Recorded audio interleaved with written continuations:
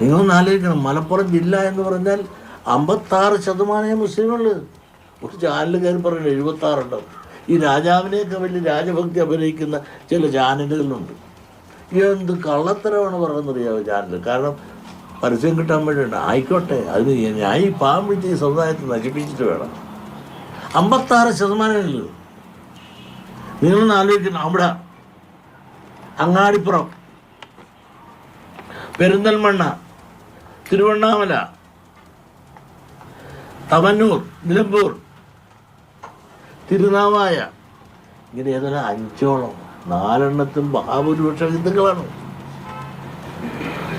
നിലമ്പൂർ മാത്രമാണ് സമാസമം.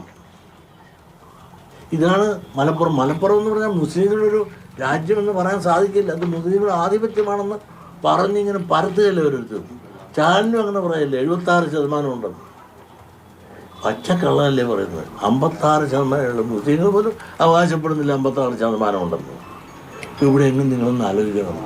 സാമൂഹ്യ നീതി എന്ന് പറഞ്ഞ് വാഹനമെടുത്ത 4 വട്ടം മതേതരത്വം പ്രത്യേകിക്കുന്ന ലീഗുകാർ ഈഴവ സമുദായവും പിന്നോക്ക സമുദായത്തെയും കൊണ്ടുനടന്നിട്ട് എത്ര കൊല്ലം കൊണ്ടുനടന്ന് ഞങ്ങൾ എത്രയോ ലക്ഷം രൂപ പാർലമെൻറ്റ് മാർച്ച് വരെ ഉൾപ്പെടെയുള്ള ചെയ്ത്, എന്നിട്ട് അവസാനം വഞ്ചിക്കപ്പെട്ടില്ലേ?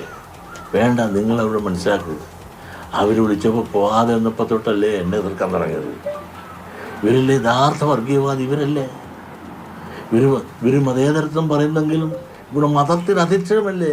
ഇവർക്കെതിരായി പറയുന്ന മുസ്ലിംകാരെ പോലും ഇവർ വെച്ചേക്കുമോ?